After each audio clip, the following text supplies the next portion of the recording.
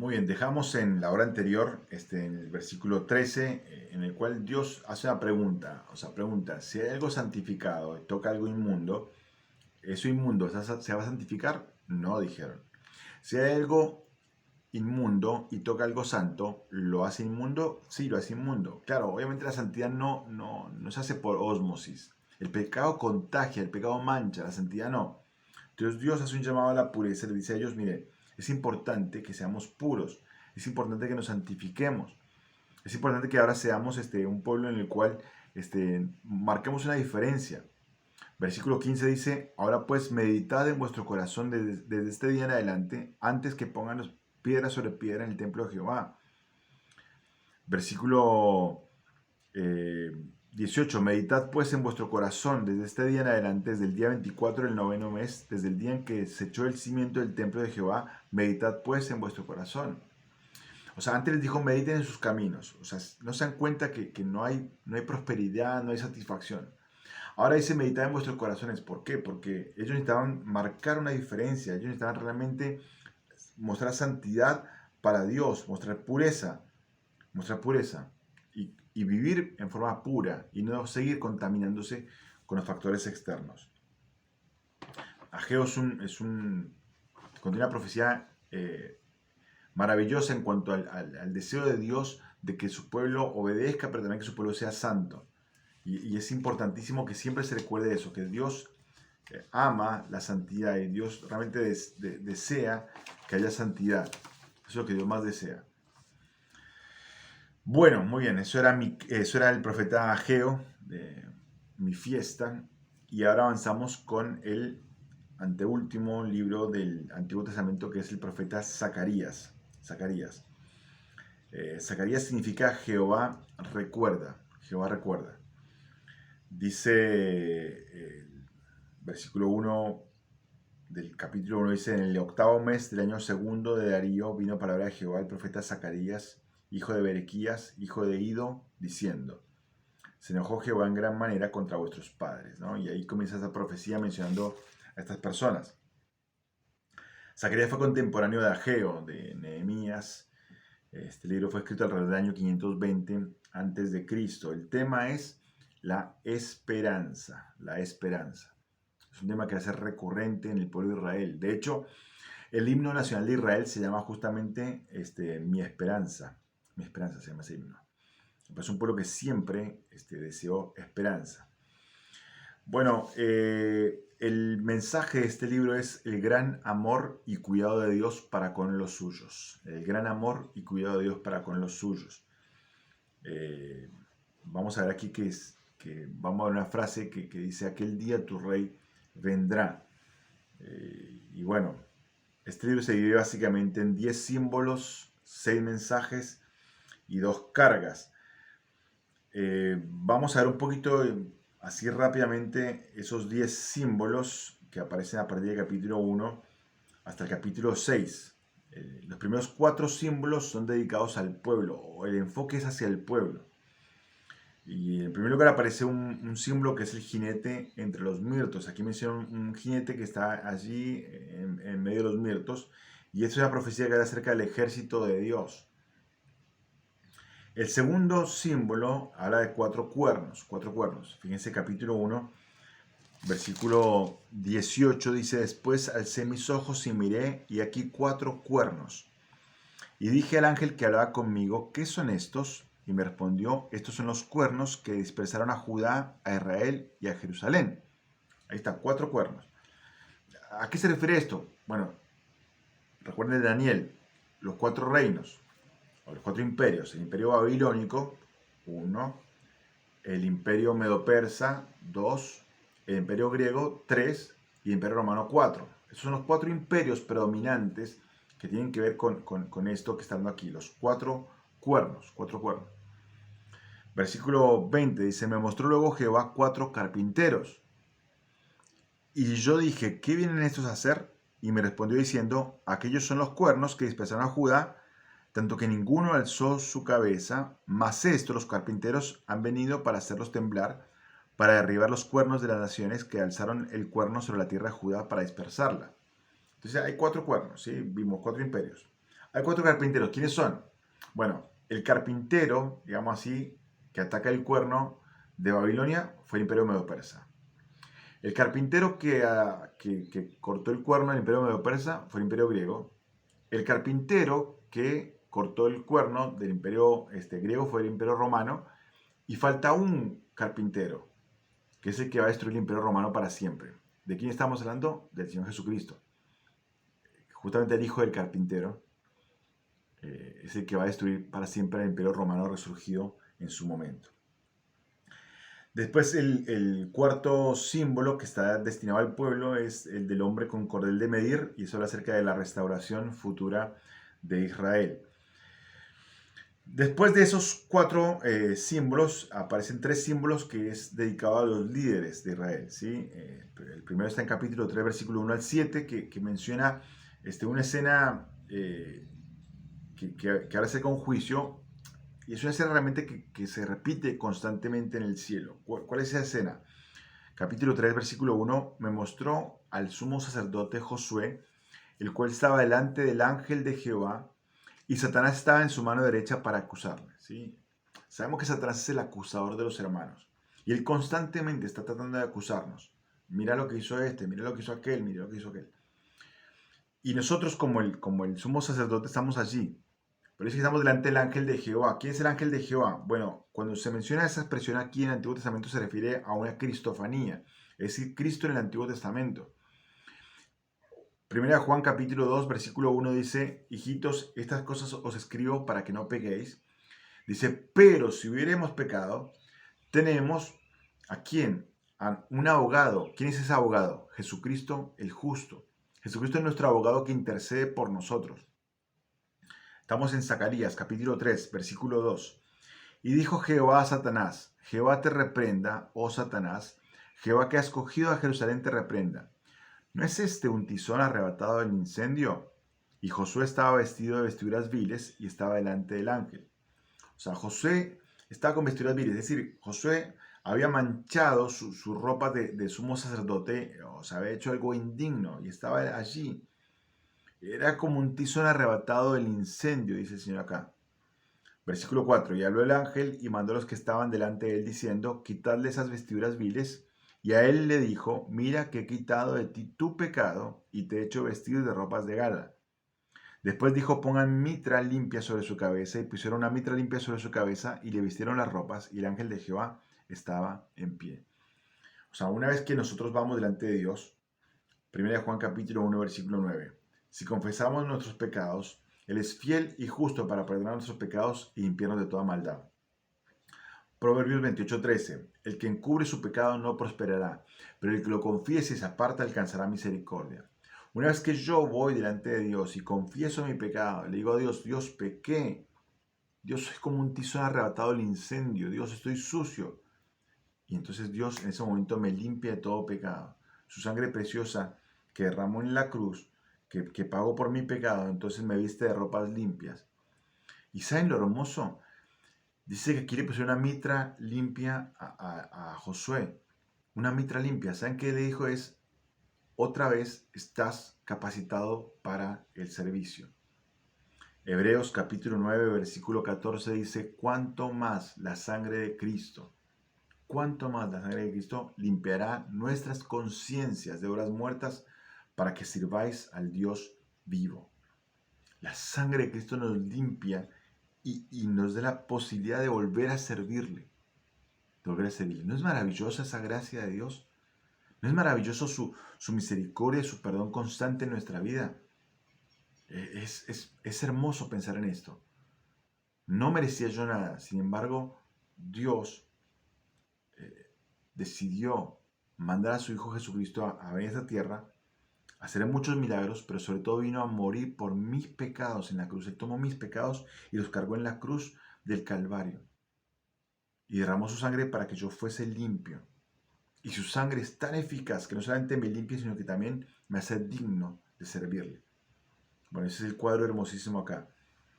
El siguiente símbolo para los líderes es acerca del renuevo, y habla acerca del siervo del renuevo, que habla acerca de Cristo. Cristo es el siervo de Dios, es el renuevo de Dios.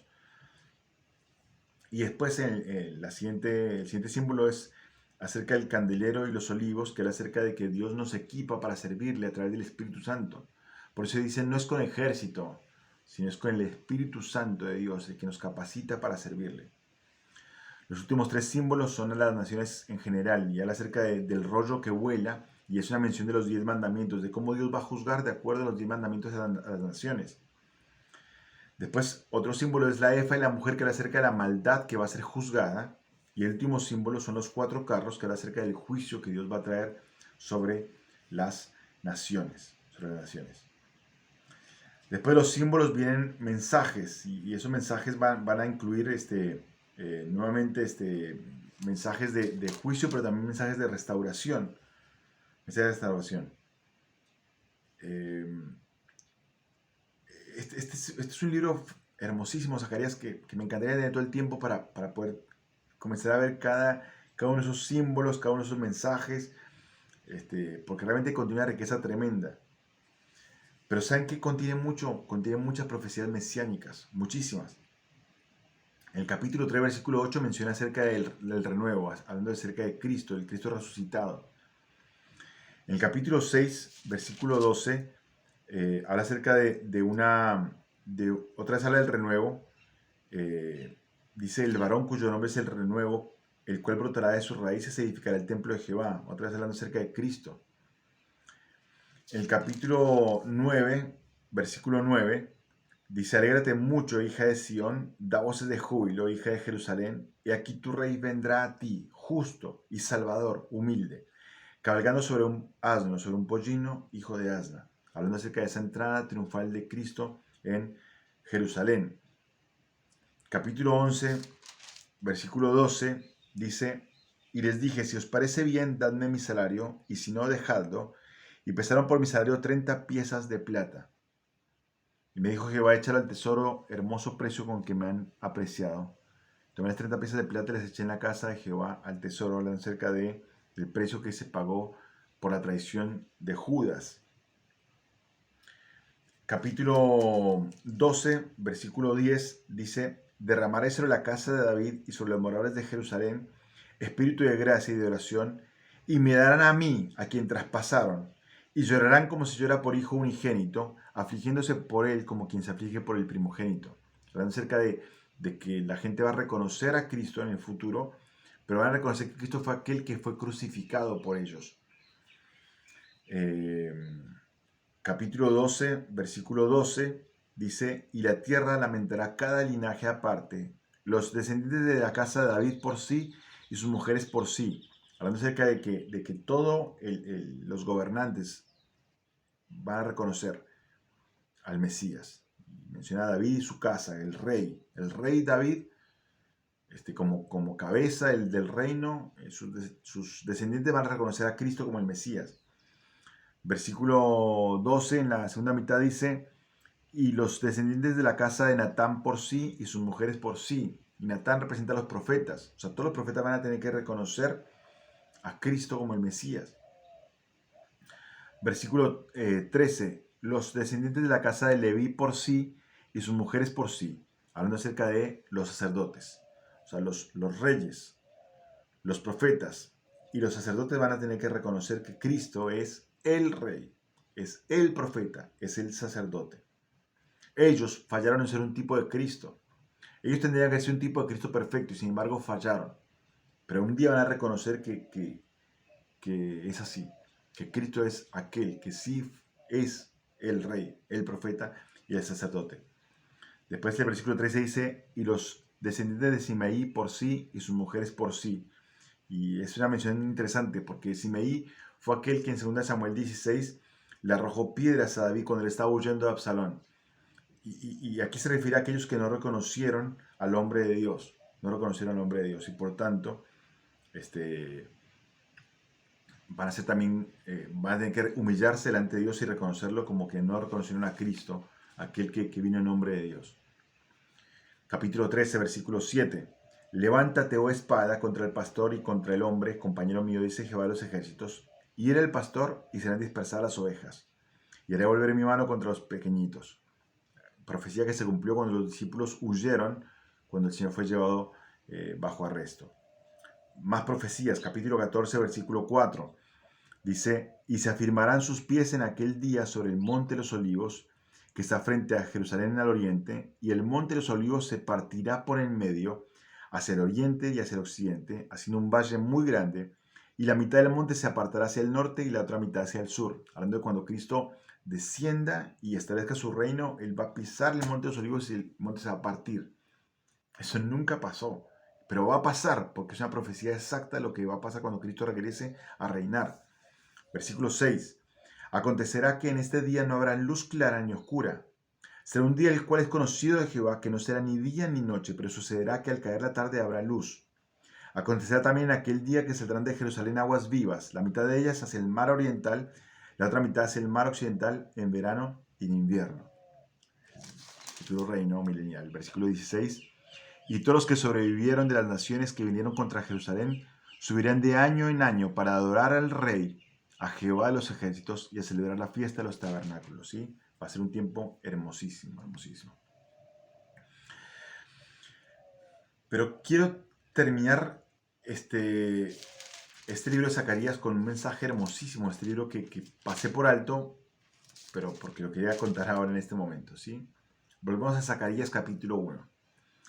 Zacarías 1, versículo 1. Dice, en el 8º mes del año segundo de Darío, vino palabra de Jehová al profeta Zacarías, hijo de Berequías, hijo de Ido, diciendo. Y aquí en este versículo está quizás el mensaje más lindo de este libro. Yo te dije antes que Zacarías significa Jehová recuerda. Jehová recuerda. Pero dice aquí la Biblia que él era hijo de Berequías. Berequías significa Jehová bendice, que a su vez era hijo de Ido, que significa a su tiempo. Y el mensaje de este libro, desde el primer versículo en adelante, va a ser, en el día señalado, al tiempo de Dios, Jehová recuerda y bendice. En el tiempo de Dios, Jehová recuerda y bendice. Mis queridos, no sé en qué prueba estás pasando en tu vida, pero sé una cosa, que las pruebas de Dios tienen un límite. No se puede sobrepasar ese límite. Él puso un tiempo establecido para la prueba. No lo sorprende a él ni un retraso ni un adelanto, no, es en el tiempo de Dios. Y en el tiempo de Dios, Dios se acuerda siempre y va a bendecir. Y ese es el mensaje maravilloso de este libro, Zacarías, ¿sí? En el tiempo, al tiempo de Dios, Él se acuerda y bendice, y bendice. Muy bien, hermanos, parece increíble, pero acá estamos ya entrando al último libro del Antiguo Testamento, el último libro, que a nivel cronológico también es el último libro escrito juntamente con Nehemías y con Segunda de Crónicas, ¿sí? Malaquías. Malaquías significa mi mensajero. Este libro fue escrito alrededor del año 400 a.C.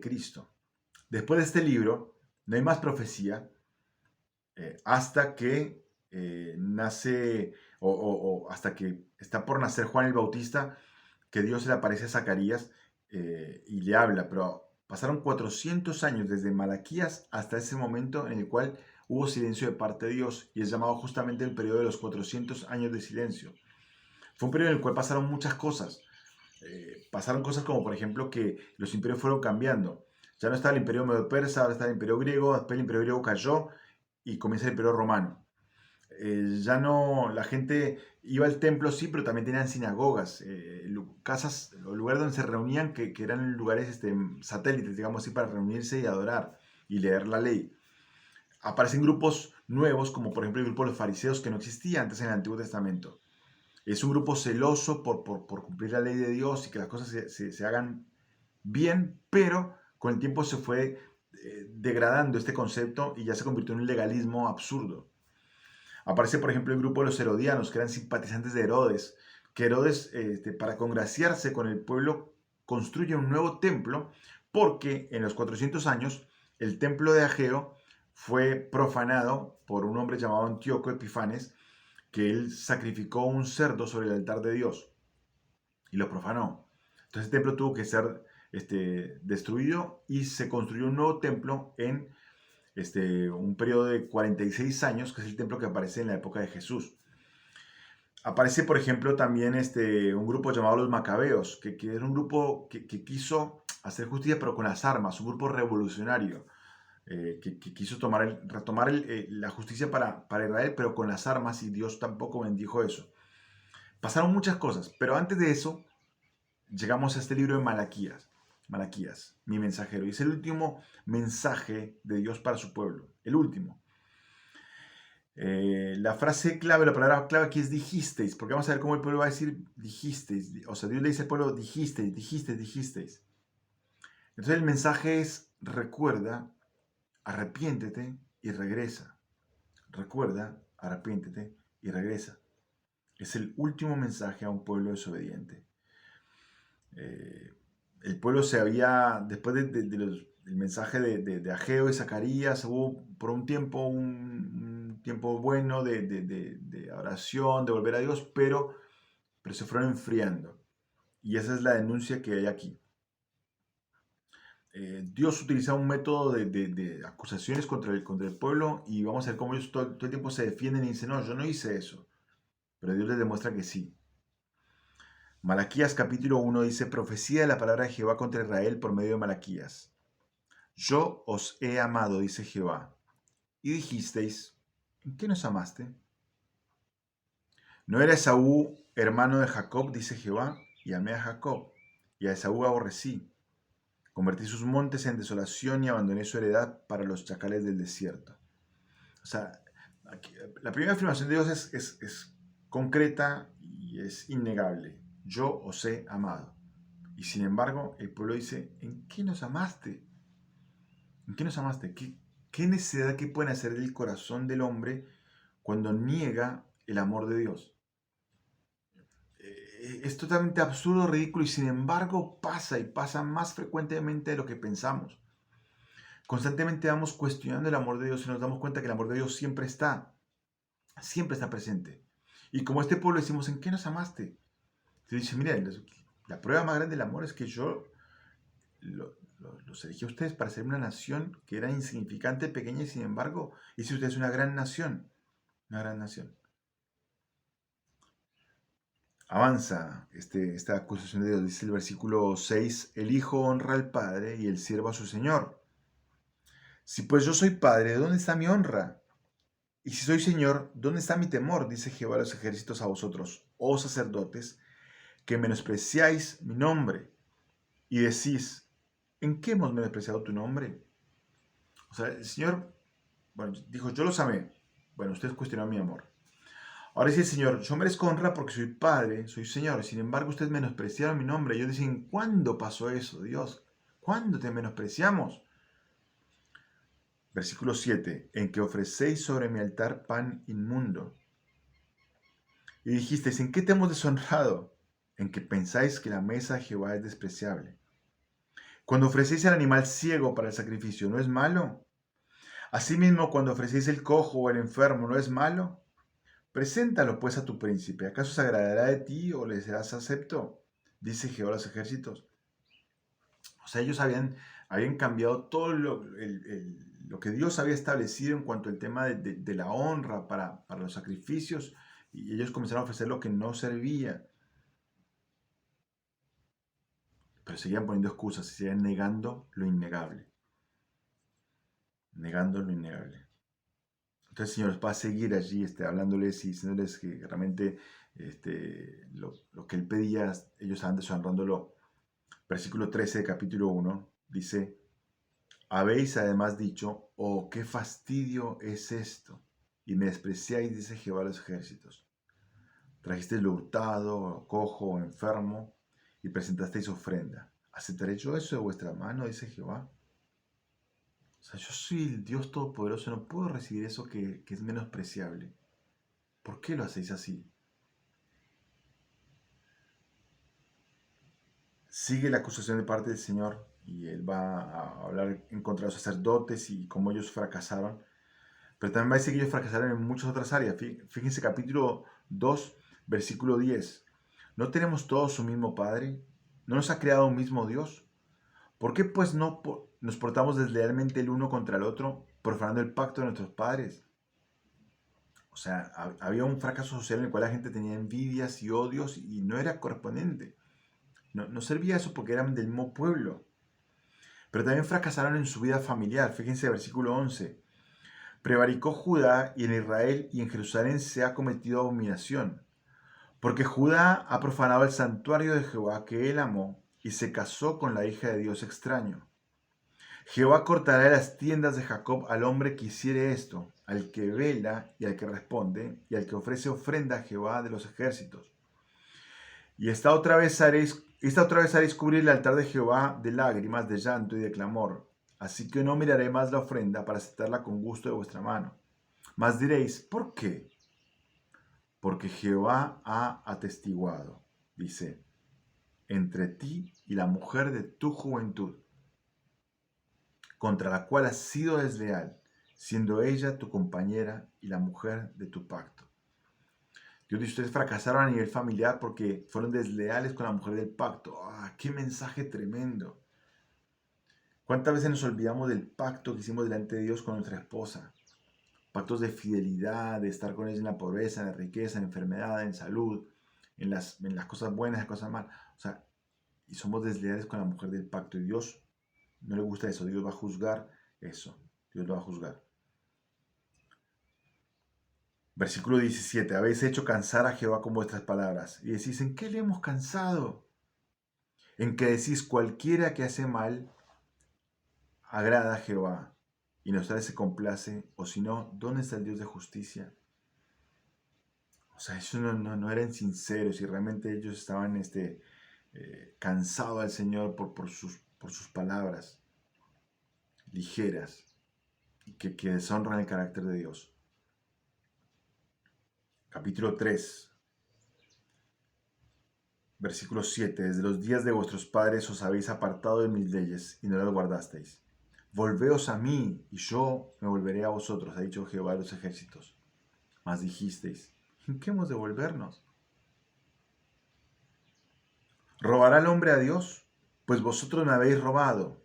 Y dijisteis, ¿en qué te hemos robado? En vuestros diezmos y ofrendas. Malditos sois con maldición, porque vosotros la nación toda me habéis robado. Traed todos los diezmos al alfolí, y haya alimento en mi casa, y probadme ahora en esto, dice Jehová de los ejércitos, si no os abriré las ventanas de los cielos, y derramaré sobre vosotros bendición hasta que sobreabunde. O sea, Dios dice, ustedes me robaron, porque no fueron fieles con el propósito del dinero. Entonces fueron desleales con el uso del dinero y no trajeron la ofrenda a la casa de Dios, no sustentaron a los levitas, que era su responsabilidad hacerlo. Ustedes fallaron también en eso. Pero si ustedes obedecieran, dice Dios, si se volvieran a mí, yo los bendeciría. Los bendeciría. Versículo 13 de capítulo 3 dice, vuestras palabras contra mí han sido violentas. Dice Jehová, dijisteis, ¿qué hemos hablado contra ti? Habéis dicho, por demás se servirá a Dios. ¿Qué aprovecha que guardemos su ley y que andemos afligidos en presencia de Jehová de los ejércitos? Decimos pues ahora, bienaventurados son los soberbios y los que hacen impiedad, no solo son prosperados, sino que tentaron a Dios y escaparon. Están diciendo, realmente no vale la pena servir a Dios. Al que hace mal le va mejor. Pero el versículo 16 marca una bisagra. Dice, entonces los que temían a Jehová hablaron cada uno a su compañero. Y Jehová escuchó y oyó. Y fue escrito el libro de memoria delante de él para los que temen a Jehová y para los que piensan en su nombre. Y serán para mí especial tesoro, ha dicho Jehová de los ejércitos, el día en que yo actúe y los perdonaré, como el hombre que perdona a su hijo el que le sirve. Entonces os volveréis y discerniréis la diferencia entre el justo y el malo, entre el que sirve a Dios y el que no le sirve. O sea, va a haber una diferencia grandísima, grandísima, entre aquella persona que realmente sí quiere escuchar a Dios y hacer cambios en su vida para poder agradar a Dios. Un remanente fiel siempre va a existir, siempre. Y entonces viene la promesa de restauración. En el capítulo 4 dice, porque aquí viene el día ardiente como un horno, y todos los soberbios y todos los que hacen maldad serán estopa. Aquel día que vendrá los abrazará, ha dicho Jehová de los ejércitos, y no les dejará ni raíz ni rama. Mas a vosotros, los que teméis mi nombre, nacerá el sol de justicia, y en sus alas traerá salvación, y saldréis y saltaréis como becerros de la manada. En aquel día, en aquel día, en aquel día. Mis queridos hermanos, qué tremenda responsabilidad tenemos nosotros en este tiempo final, de poder ser los mensajeros de Dios. Primero el pueblo de Dios para decirles, miren, el tiempo es corto, aprovechemos el tiempo para vivir para Dios, para agradar a Dios. Aprovechemos el tiempo, hermanos, para poder testificar de Dios, porque como dice en 2 de Pedro 3:9, dice que el Señor no retarda su promesa, según algunos la tienen por tardanza, sino que es paciente para con nosotros, no queriendo que ninguno perezca, sino que todos procedan al arrepentimiento. Es el momento para motivar al pueblo de Dios y decirle, Dios es paciente con nosotros, para que vayamos y prediquemos el Evangelio. Tenemos la tremenda responsabilidad en este tiempo final de poder anunciar a Cristo a las naciones y decirle, hay salvación, todavía no se ha cortado el brazo de Jehová para salvar. Hoy es el día agradable de Dios, hoy es el día de salvación. Es la tremenda responsabilidad que tenemos. Por otro lado, también la responsabilidad nuestra de orar por la nación de Israel y de orar para que muchos judíos hoy puedan reconocer a Cristo como el Mesías y que puedan realmente darse cuenta del error antes de que llegue el juicio, antes de que tengan que llorar y lamentar por aquel que traspasaron y no se dieron cuenta quién era.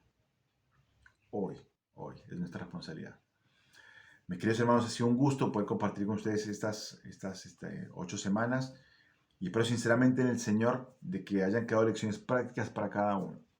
Así que de corazón les agradezco mucho su atención, les agradezco mucho su paciencia también y realmente espero en el Señor que algún día podamos conocernos cara a cara. Así que muchas bendiciones y bueno, un abrazo grande de mi parte para la suya, ¿sí? Si me permiten voy a orar y así terminamos con esta clase. Nuestro buen Dios, Señor, qué grande, Señor, y qué maravilloso es considerar que en tu amor, Señor, decidiste dejar el Antiguo Testamento para nosotros. Gracias, Señor, porque el Antiguo Testamento habla de Cristo, desde el Génesis hasta Malaquías. En Génesis presentándolo como aquel cordero que es la provisión para la salvación, hasta Malaquías, donde es el sol de justicia que va a reinar. Gracias, Señor, porque en tu plan maravilloso, Señor, está el hecho de poder restaurar la nación de Israel en el futuro, Señor. Pero qué responsabilidad que tenemos nosotros hoy, Señor, como iglesia, como creyentes, de poder animarnos unos a otros para poder vivir para Dios, servir a Dios, pero también de poder anunciarle al mundo acerca de Cristo y la salvación en Cristo Jesús.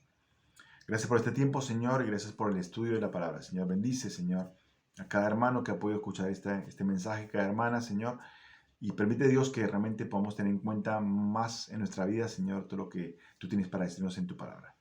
Gracias, Señor. Nuevamente oramos en nombre de Jesús, nuestro bendito Salvador. Amén. Amén.